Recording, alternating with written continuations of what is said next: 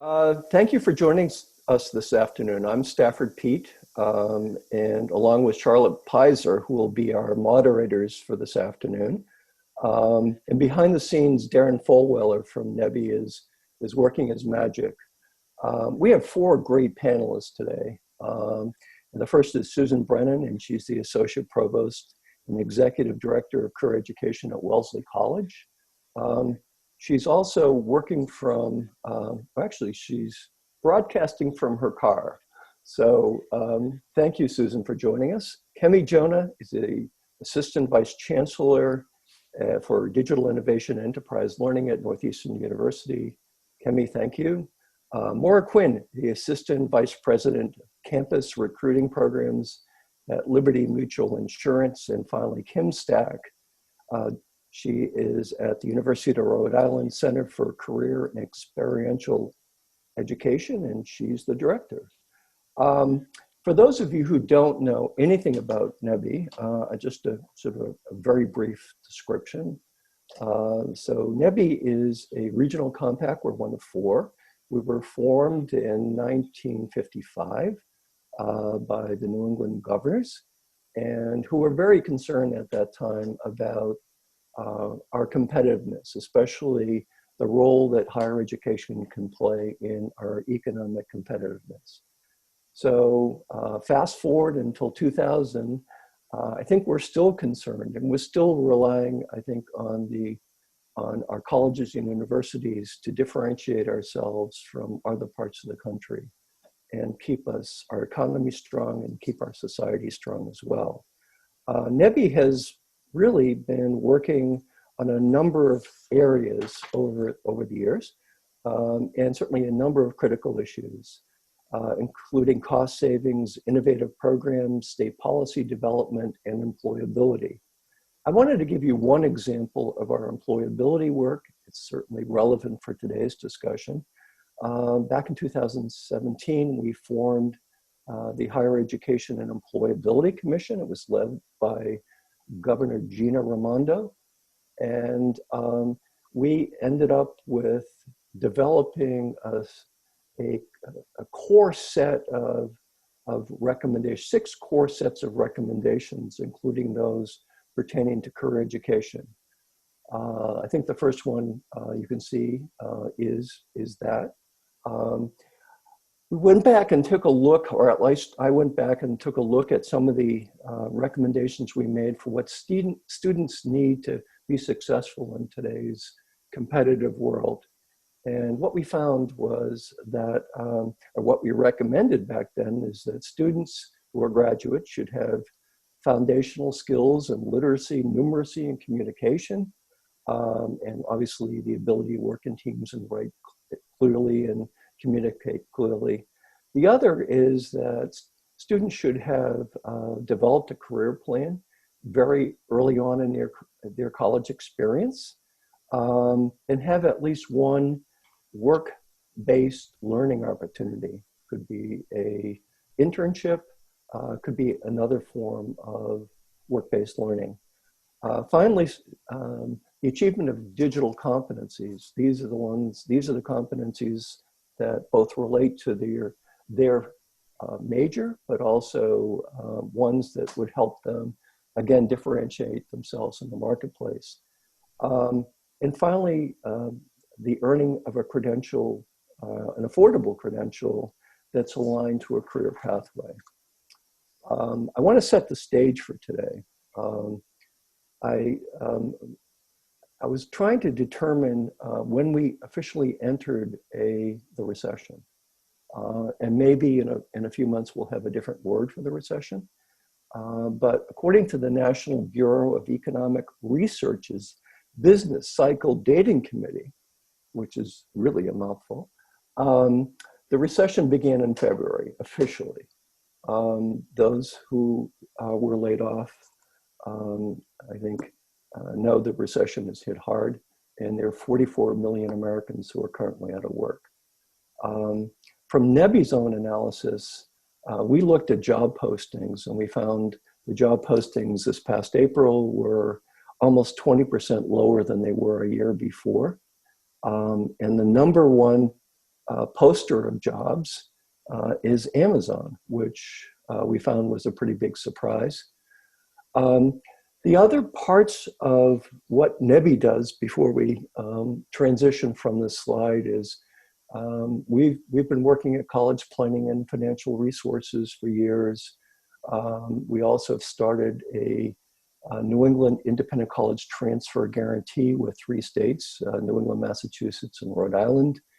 And through, I think, a lot of Charlotte's great work, we have COVID-19 updates, and we've developed some resources and I think to be able to inform the higher education and other important decision makers about what's the status of higher education, especially during this period. Getting back to the recession, if you could, one of the things we've learned from the past recession and past recessions is that students are more likely to go back to college, especially community college. They're far more likely to be looking for a college that will help them find a good paying job. They're also far more likely to be looking for an internship or work experience that would lead to that good paying job. And for graduates facing an uncertain economy, many of them have opted for graduate school. I can't say any of those things are going to happen now. I don't think anybody really knows. And so I think it behooves us to know what's happened in the past in order to project for the future. So this is kind of the backdrop for today's webinar, career connections in an era of COVID-19, what's lost, gained, and the path ahead. What I do know is that the role of institutional career service centers or career centers has never been more important and should take center stage in helping students navigate through this downturn in evolving and complicated labor market. The Fed came out recently and said we're in for a very tumultuous return to normalcy with fits and starts and unevenness. And that certainly complicates the work that career centers are doing and working with their staff, as well as those individuals who are looking for employment. So I'd like to start with this question, if I may. And this is a question for all of our panelists. I think with the exception of Maura, and I'm going to get to you in a second, Maura. Stafford, before you begin, could I just say to our audience that if you have a question, we very much encourage you to ask it in the Q&A section of your screen. It should just be a little bubble that says Q&A. Please feel free to type your questions there and we will answer them throughout the webinar and at the question and answer portion at the end. Perfect. Thank you very much, Charlotte. Also, we're going to have a recording of this session, which will be posted on our website and sent out to you along with the slides for today's presentation. It'll be the full set of slides as well. So thanks very much for that reminder, Charlotte. So what's the question? With direct student-facing interactions severely limited since March, how have you connected with your students about career education services? And I guess maybe more importantly, how do you anticipate or sort of what are your plans for the fall? I know, Kim, you've in our past discussion, you mentioned that University of Rhode Island has a record summer semester enrollment, and which is incredible. But in terms of providing the career services, what are your one, how did you do it? And two, what are your plans for the fall? Sure, certainly. At the University of Rhode Island, what we had attempted to do was to query our students so we could, by career education specialist, reach directly out to them and ask them what kind of supports they needed, whether they were eligible for an internship and they were thinking about a remote or virtual summer internship. What are they considering for the fall? So that direct pointed outreach, I think, was beneficial. We saw record numbers in our summer classes online. Where we saw a dip was in the interest in remote internships at this time. And I think the students believe that the world will be what it was last year very soon. And they want that in-person experience as often as they can have it. So that was just the little shift in the disconnect that happened there. Instead, though, we pivoted and we offered more career education opportunities over the summer, where we focused on competency development, connections with alumni. And I think that was something that stirred interest. So while the remote opportunities were not the gold nugget, the opportunity to network and continue to learn and grow through career education was what interested them. Well, I think Susan, you have an international enrollment at Wellesley College. That sort of complicates things a bit. And so what has been your modus operandi this past few months and into this future? And it was also very interesting, Kim, you said that students really wanted a face-to-face internship. So I'm going to bring that up again when I talk to Kimmy. Great. Well, I'm happy to weigh in and share some of the learnings and experiences from Wellesley College over the past few months.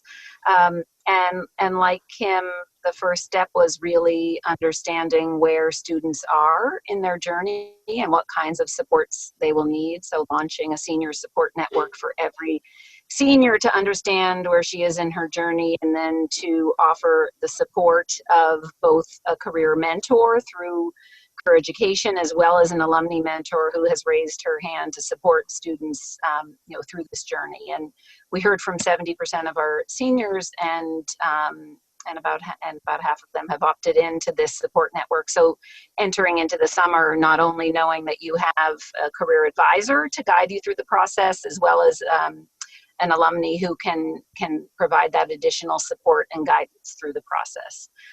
Interestingly, on the remote internships, we've had a very different experience than Kim in Rhode Island.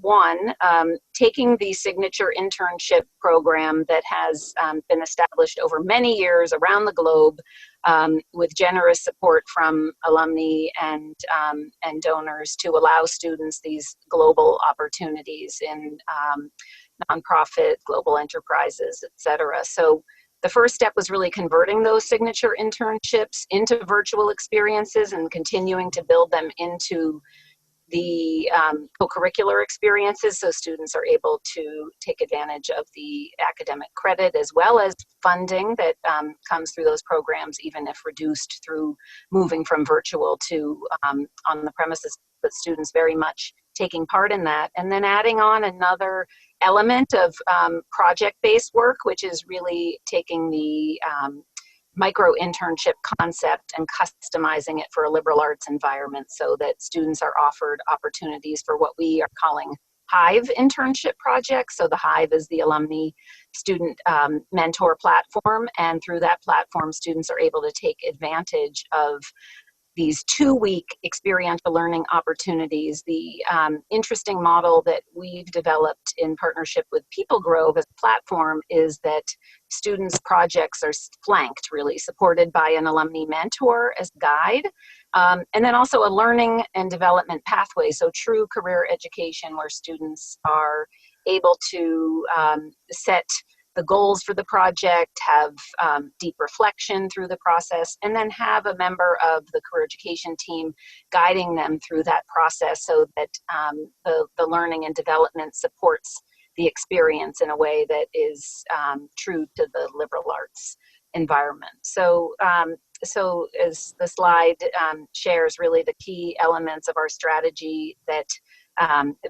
began this spring was one, activating the Hive of alumni, having alumni supporting students both as mentors and then also in a new role as a project host in these internship projects. And so far, we're excited that we've had over 200 of these new projects formed, and last I've heard, I think at least 50 students being matched and continuing. And now this is an example of a model that will continue beyond the summer and offer these kinds of short-term experiences to students moving forward for the flexibility.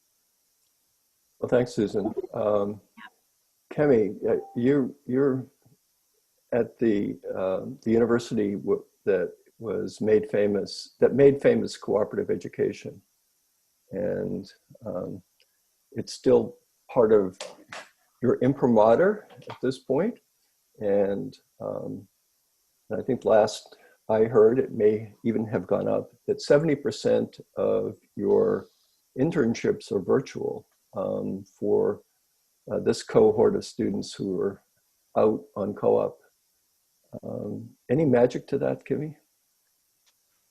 No magic at all. Just a lot of elbow grease and terrific work by our, our employer team and our co-op team, just picking up the phone and making it work. Obviously, a lot of our employer partners themselves shifted to remote work. And so because co-op looks a lot more like a real job than a 2 or 3 month summer internship, students get behind the firewall, they get, access credentials and all that stuff. So tends to be easier for that kind of an engagement than a very short-term engagement where it may not even be worth, allowing students to do that. So, it was definitely a struggle, and certainly we didn't get all of them converted that we would have wanted. Many of them go into the healthcare field, and those are obviously highly fraught, although we do have a lot of our co-op students on the front lines, working in hospitals and continuing to support the fight against COVID. But it's certainly been, a learning experience for all of us as we transition to the work from home, and our students got a front row seat at that. Well, you also have an exciting project you're running at Northeastern University, and you're going to be sharing a little bit about that project and a little bit about the results so far later in the webinar. So thank you, Kimmy. Maura, tell me about the world of Liberty Mutual. What's going on in terms of remote working? What's maybe the plan for the future, and how are you thinking about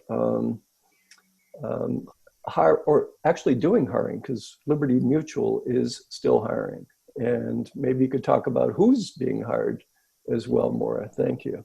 Yes, absolutely. Thanks for having me.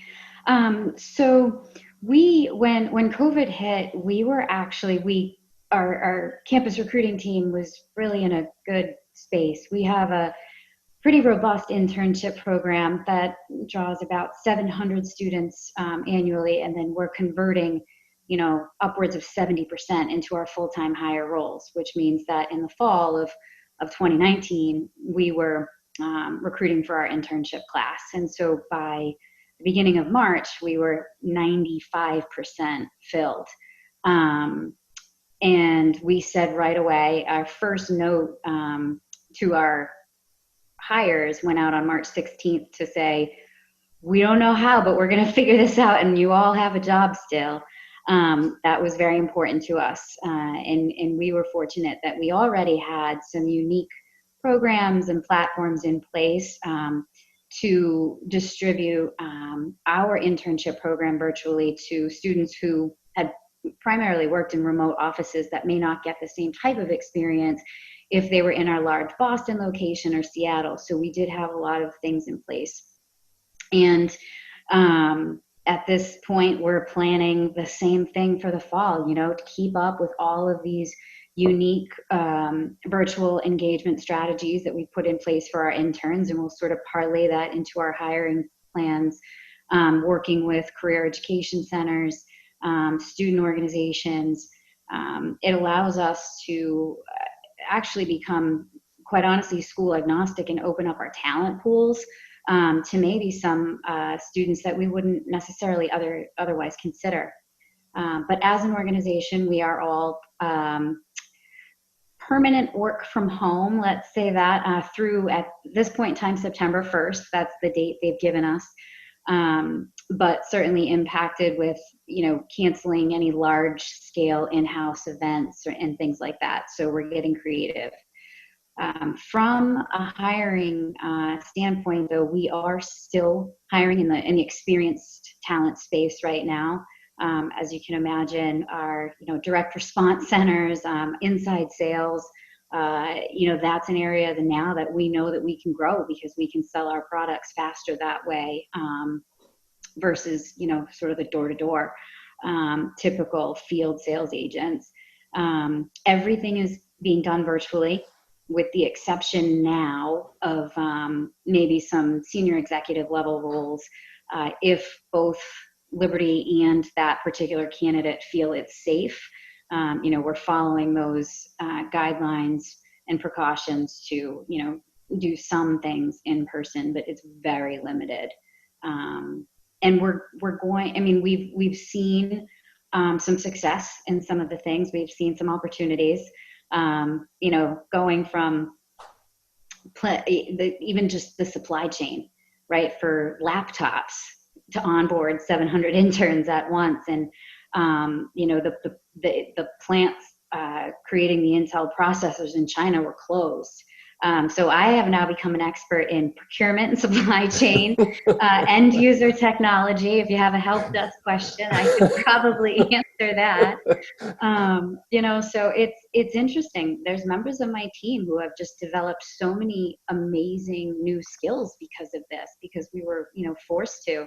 And I think that's going to be the same for students.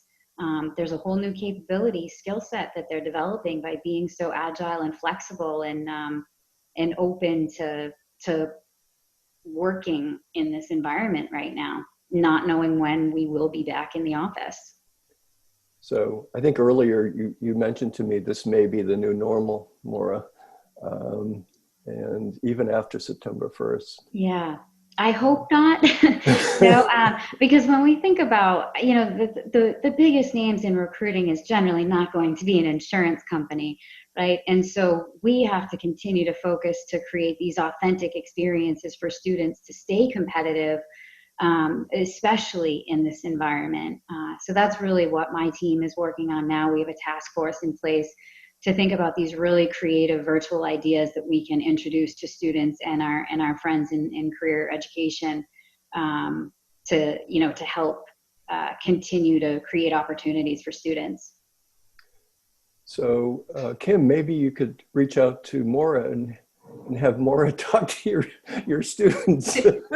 And I should say too, there were so many who were eager to get engaged, and I think some who were still shell-shocked from the spring semester, and they just weren't quite ready to move in that direction of continuing remote, and really were longing for that kind of social learning environment, because I think that's what that internship provides. Is it's not just the learning that happens when you're with that expert, but it's the on-site learning of how do professionals interact with one another and what do I do in the lunchroom, like things like that are genuine and authentic, that were the missing pieces for them that they so missed. So while we had a number who were successfully engaged and wanted to be engaged in remote work, there were still some who said, I want it to be back to normal. Just like you said, Maura. So I was remiss to not have mentioned that Susan Brennan was part of our 50-member Commission on Higher Education and Employability. And And certainly Susan took the charge in coming up with recommendations you'll find in the career education section of our report. But Susan has corrected me probably 8 times over the past few years about when I use the term career services. Susan says to me, do not use that term, use career education. The other, I think, expression or statement, if you will, that Susan has used, she said that, that this is critical work, not left to chance, but we have to find creative ways to bring it to scale. And maybe you could talk a little bit about that, Susan, because it piqued my interest and hopefully our audience members as well. Thank you, Stafford. Well, part of it is I just like to correct you and you can take it. But the other piece of it, I think, is this idea that career really is so integral to the educational experience. And regardless of whether you're reporting into the provost office or academic affairs or your organizational structure, the idea of sort of integrating career systemically into the educational experience has always been a priority. Service sounds to me like an add-on, but a key part of the student development or their educational experience co-curricularly is such a priority, and it's important that we're intentional about the language that we use. When I talk about the idea of critical work, I think that is really the idea, one, about sort of how critical is the work of career education, especially at this moment, but also how critical work is to our students' engagement and well-being and overall sense of purpose. And so, I think in part that was a real driver for this idea of creating these micro internships, because of the idea of just, giving a student a sense of purpose, that one project can lead to opportunity, can be a way of forming your confidence and your identity as you're going through your educational experience, even if it helps you to make a decision about direction or to pivot in a new way. So much a part of the experiential learning, and also the reflection piece that comes, that we in career education as educators play a role in helping students with that understanding of self and understanding of the market and finding that alignment. And I think whether working at Bentley University for many years, working at MIT Sloan, and now at Wellesley in a liberal arts environment, really being a passionate advocate just for the importance of these experiences and understanding that in this environment it may not be always about the model of coming in and having an appointment, but how do you scale in a way that one makes these experiences accessible to all students, whether that be through peer colleagues who can play a key role, whether that be using technology in creative ways that the AI actually then leads to more transformational experiences in one-on-one appointments. Those are all things that are important. Well, thanks, Susan. If folks want to reach out to you, they could certainly do that. I will have your email address, and to talk more about that. This is a question I had, and it went from sort of the middle to the bottom of the list to the top of the list.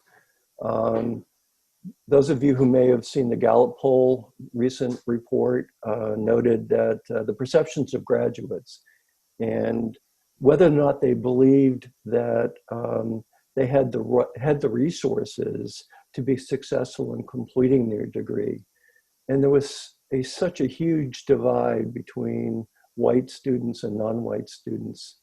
And I wanted to ask, and I think this may hold true for you as well, Maura, is how do we ensure equitable participation for career services for all students, not just the select who find their way into your office? So I'm going to start with you, Kim, and then Maura. I think especially at this point in our history, this is an important conversation to be having. I think the partnership has to be happening across the campus in order to encourage more engagement. As career educators, our role is to partner with our faculty on campus, with our staff partners, in order to reach all students, and especially students of color who may not be aware of the opportunities to engage. Maybe they're looking for paid opportunities because it will need to be a paid internship in order to supplement the work that they had been doing. Transportation can be an issue, so making sure that we're there to support that. And we've spent time on these items. Even close partnerships with organizations that can help us. We have some employer partners who have said this is an important thing, aspect for us too, which is increasing our diverse talent pool. And so they're willing to help us by also investing. And so we partnered with one organization so that we could have affordable suits, or suits free of charge for our students for their first interviews. I think these things are important and sometimes taken advantage of, and not knowing that you could take advantage of things like this. So I find this to be like at our forefront right now of everything that we're doing. One of the ways we did this past year was to partner with our Alumni of Color Network to ask for their support and help in identifying supervisors of color or potential supervisors of color for students of color in their remote internships this summer. And that worked. And that's a beautiful model, because alumni want to support students and they want to support other alums. So I think ways that we can be very thoughtful and intentional about bringing this to the forefront of all of our work. Thanks, Kim. Liberty Mutual, what I think that's always traditionally been a big part of your I think your hiring practices, but maybe you could talk a little bit more about that for us. I would love to, now more than ever, but over the last several years, we have been working to design and create curriculum to build the skills and capabilities needed, for our entry-level opportunities, with some of our partner schools, leveraging the Office of First-Generation Students, the multicultural offices. We also work in very close partnership. We have 6 employee resource groups at Liberty, tied to affinity and ally associations. And we leverage those members to actually engage with student clubs and organizations to start dialogue on different types of professions, or, if they're not familiar with the insurance industry and the types of opportunities that we may have. And then, as Kim mentioned, what can we do to support these students financially and with resources, and encourage them to use career education centers. I think that's one of the big things. A conversation I had a couple of years back with Anthony Davis when he was still the executive director of the consortium, which is a program for underrepresented talent that we support across 20 universities. It was the one piece of advice he gave me, was that students of color generally don't seek out help. They are too proud when they get to college, and they need that help. Everyone needs that help in school. And so that's when we've really, over the past 2 years, tried to develop these programs to specifically help career education centers reach the students, the underrepresented talent on their campus, and then develop programs where we could step in and support too, leveraging our own employees who are, part of that same demographic or an ally to that demographic. Well, it sounds like you're doing great work at Liberty Mutual, you as well, Kim. But from the Gallup poll, we have a long way to go. We do. We really do. We had a whole section or a set of questions around the use of technology, and I think I'm going to narrow that question down. And I'm going to have Kimmy talk about an exciting virtual internship program they've started. And they've gotten support from the National Science Foundation in getting this project up and running. So I'm going to have Kimmy talk a little bit about that great project, and maybe talk a little bit more about what lessons have you learned so far, Kimmy? Yeah, absolutely. Thanks, Stafford. Well, it's one of those projects where we began 3 years ago, and history has sort of caught up with us, right? So it's sort of like the Wayne Gretzky quote about skating to where the puck is going, even though you didn't know the puck was going there at the time. So we began this work, as you said, Stafford, building off of the success of our co-op program, but also recognizing that for the most part, that model, that gold standard model, if you will, is really inaccessible to our working adult learners. And we serve something like 2,500 working adults at the bachelor completion level, and then another 10,000 or so graduate professionals. And so when we looked at it from that perspective, I really began to feel like it was a rich get richer scheme, right? Where if you had the good fortune to be able to afford a 4-year residential experience, then you could avail yourselves of a co-op experience. But our working adult learners were left behind, and of course that also correlated with much larger percentages of low-income Pell eligible students, students of color, military and veterans, and other populations that we wanted to elevate. So we began to explore how might we bring those work-based learning experiences online into a virtual format.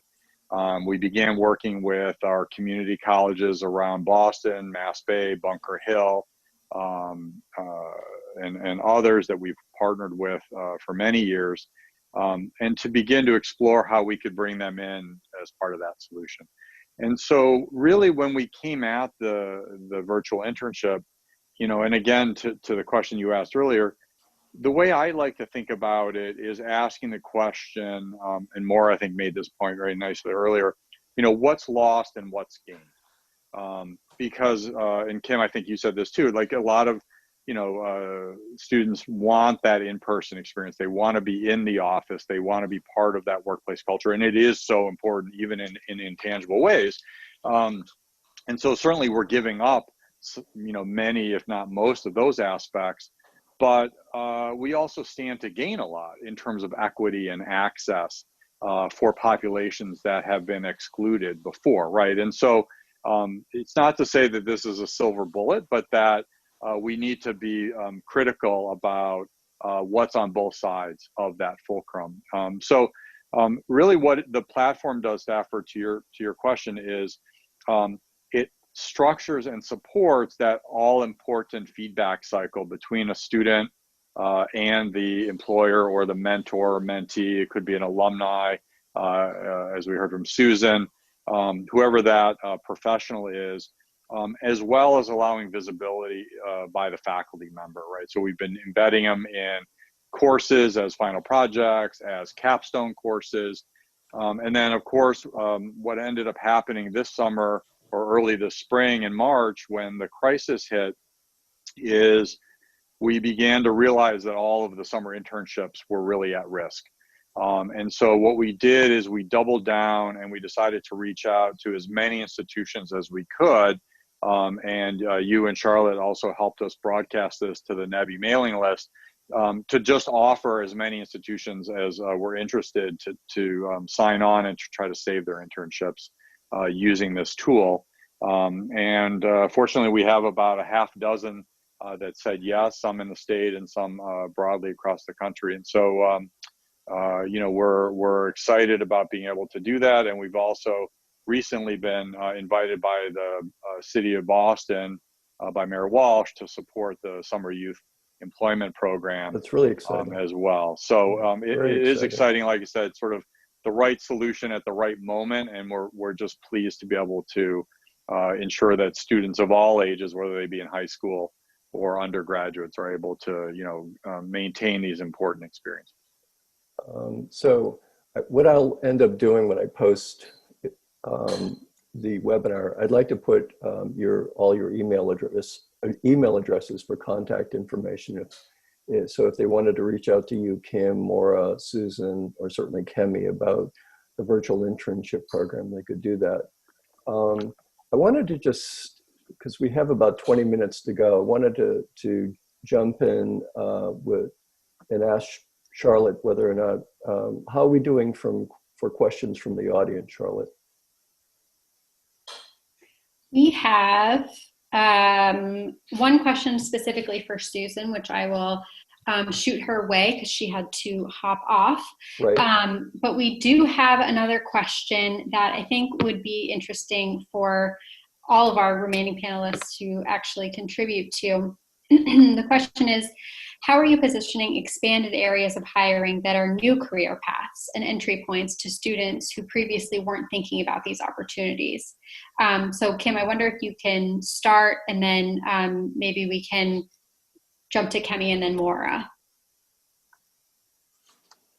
Well, this goes back to my first statement about, having students think about remote learning and work in a new way, and spending time teaching them about the value of the digital and data skills that they're learning just by being remote learners and workers. And that how those skills have transitioned into different pathways.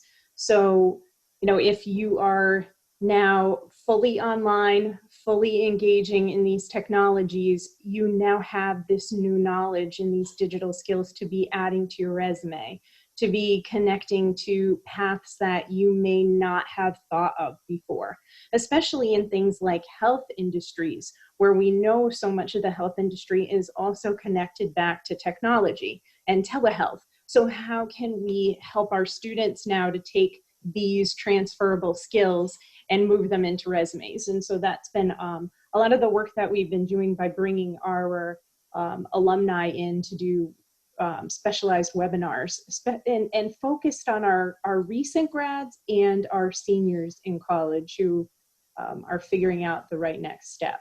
And our webinar series was an entrepreneurial series just to help them to better understand how you may not have thought of this initially when you went into this major, but now that you possess these skills, it opens up so many other doors, and that's what our alum were sharing. Sure. So I think for us, we've been working with several local colleges in certain areas that we need to develop. So when we think about insurance, you think your mind goes to, actuarial science, but we realize that some of those skills are actually transitioning into more of a business analytics, data analytics. And so we're working with UMass Boston and UMass Lowell and their faculty to actually develop curriculum as early as freshman year to introduce those individuals to these new types of programs. Similar, there's a program that we have with Northeastern right now in data analytics. And we do a lot with some of our local schools in the software development space. Our Tech Start program alone, we're hiring 400 students into on an annual basis.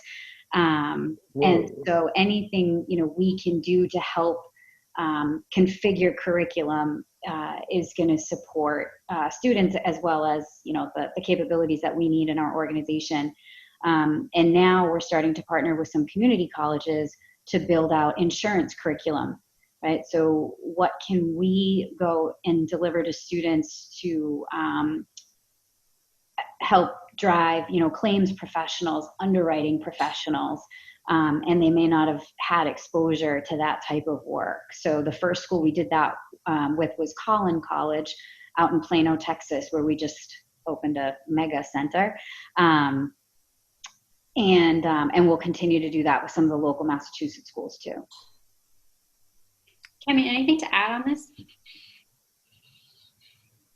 I think you've hit on most of the points. I think the things that I might add, twofold. One is, as we move some of these internship experiences online, we also have the opportunity to shrink them down into more sort of bite-sized components, right? So you don't necessarily have to sign on for the whole summer. You might be able to sign on for a 3-week or a 4-week or whatever it might be. And broadly, what I see that doing is de-risking the experience for our students and for the young people, because you don't have to make an all or nothing decision, right? And you're able to maybe try out in lower risk ways a variety of roles, jobs, different employers, whereas you might just have a single opportunity in the past, right? So in that way, to Stafford's question, sort of broadening out the range of roles and skills and jobs, everything is obviously digital. So you have no choice but to be digital while you're doing these internships online and using all of the tools that we know are so important, right? Slack and Teams or Outlook, whatever it is. You can't survive really without being able to do all of those important sort of remote work tools. So I think that those would be the pieces that I would emphasize. Yeah, thanks everyone. Susan, I have a question that is specific to you from our audience. Could you give some examples of the 2-week projects that you mentioned earlier? Absolutely. What's been very interesting is these have been very much driven by alumni and passion projects. So in many ways, you think about the hiring landscape being sort of the structured highway of traditional recruiting out of a great employer like Liberty Mutual, or more of the startup jungle. These are probably a little more on the dirt road of just either early stage or entrepreneurial ventures, where in many cases alumni have projects that they've always dreamed of getting a startup off the ground and are looking for someone to develop the website or do a market research testing. Seen a lot in the digital space for sure. And then also, with major nonprofits like Rockefeller University or the Asia Society in a more structured setting. So the wide range, but it's been fascinating to see not only that essentially this is creating a micro economy.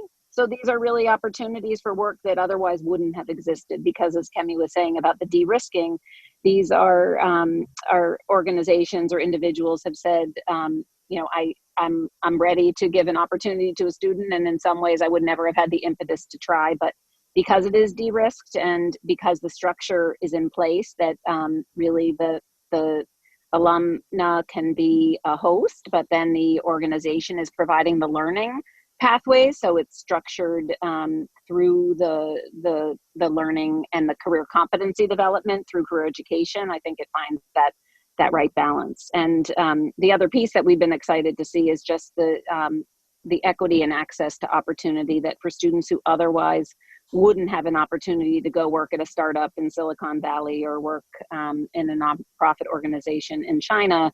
Now this is opening up these opportunities by removing the geographic investment and barrier, and by providing stipends. It's also an opportunity for students who otherwise, actually do need the ability to make ends meet. So those are some of the elements as well. But overall, these are definitely much more entrepreneurial, I would say, than in a traditional hiring that has created an opportunity. And Susan, are these paid or unpaid experiences, or does it vary? So what we did at Wellesley is that we actually converted our signature internship program that was funded opportunities and reproportioned some of those funds to allow stipends for opportunities that fit within the parameters of, typically they tend to be around nonprofit organizations, service organizations. We've also encouraged alumni who are able to fund to certainly to fund directly, but the majority are paid either through Wellesley or directly through the alum sponsor. Got it. Great. And our next question is for Maura. How are you building teams and culture with interns and new hires in a remote environment? And how are you planning to share your brand experience and culture early in the recruiting process this fall? Oh, it's a great question.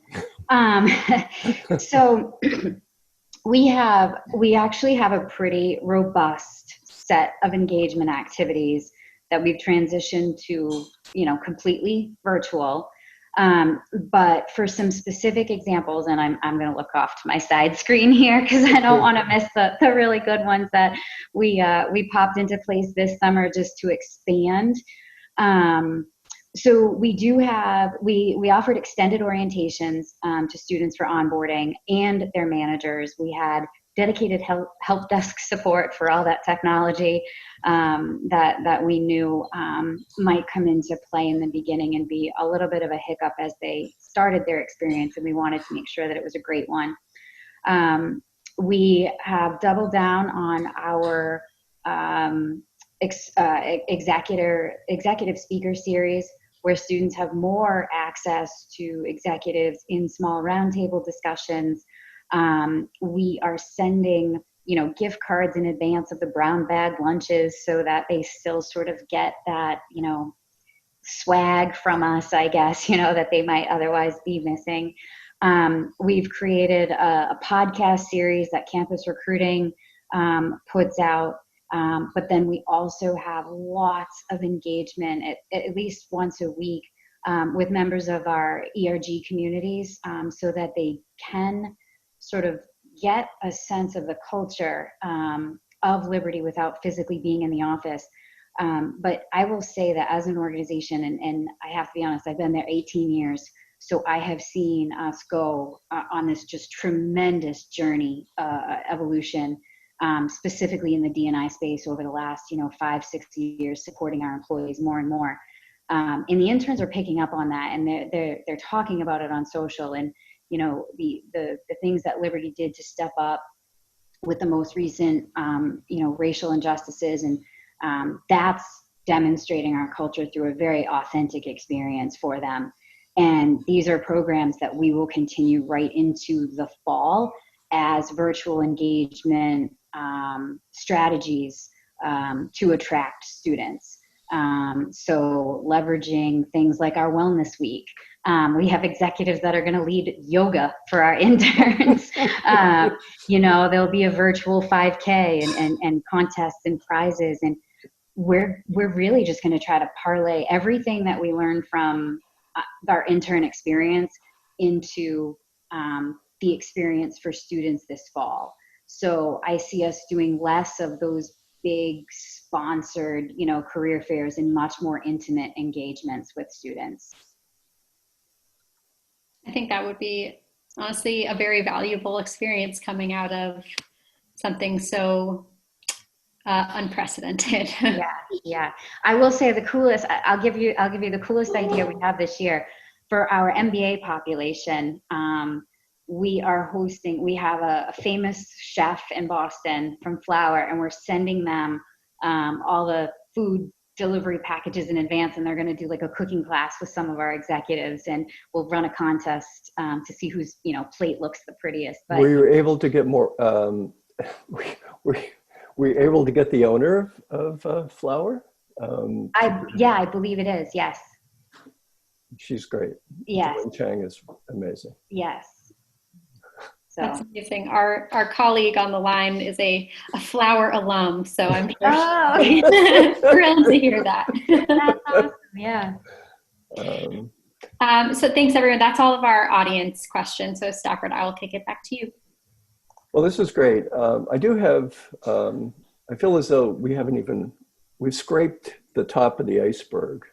And so we've definitely not gotten down in some cases below the waterline. And but what I've heard is that there's a real role to play in a huge role to play, especially now for alumni and alumni associations, and building the connections between career and back through.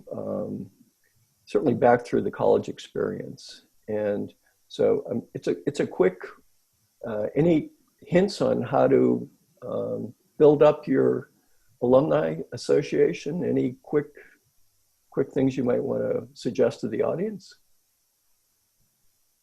Kim, I'll start with you. Charlotte, could I show my slide, please? Oh, I want you to show your slide. Perfect. So while the slide is coming up, Kim has developed a lot of really cool work-based learning opportunities, both workplace and on-campus learning experiences. And I'm going to give a shout out to some of the tools you've also developed, Kim, and because both tools for your own staff, but also for employers. So, thanks. I appreciate that. Thank you very much, Stafford. I wanted to say, I think the pathway to career education is always in collaboration and partnership with our faculty. And that experiential learning takes a lot of forms. And at the University of Rhode Island, this is how we look at the different forms of ex-ed that are happening. I think in answer to your question about connecting with faculty, sometimes it happens just by nature of connecting with these faculty. So if, for example, we have a brilliant mentoring program through the Bachelor of Pharmaceutical Sciences. And that program has lab-based work, internship. So you'll see some of these components of experiential learning happening here, where our mentors are fostering the supervision of some of our student interns, and then also helping them with developing and translating those competencies in moving from college to career. And so I think that the more the career centers can be partnering with their faculty, offering them things like this July and August, we're offering workshops for faculty to be able to have conversation about how to move into the fall, because fall is going to be tricky. I think there's going to be some that's going to still remain remote. There's going to be some, like in our pharmacy practice, in our clinicals, that's going to be face-to-face. So we need to partner between our alumni employers who know what's happening within industry, our faculty who are trying to make these connections through these different forms of experiential learning for our students, and bridging that in some way. So I just wanted to share this with you because I think we often talk about experiential learning in focusing on internship or co-op or project-based, and there's so many other ways in which it can be working, and we can be including alumni. And I think that they're willing to be included in those ways too. Kim, well, thank you very much. I think, unfortunately, I think we've come to the end of our hour together. And I want to thank Susan Brennan, who's taken this who's been part of this presentation from her Maserati. Kemi Jonah, thank you very much. Kim, you were terrific. And Maura, you provided a wonderful, wonderful insight into not only what's going on in the employer world, but what's going on in the Liberty Mutual world. And maybe it's a vision for what will happen in the future as well. Because I'm thinking that's a lot of businesses are going to be shifting online, including our own organization. So thank you all. Thank you, those of you who have participated with us this afternoon, and enjoy the rest of your day. Thank you again.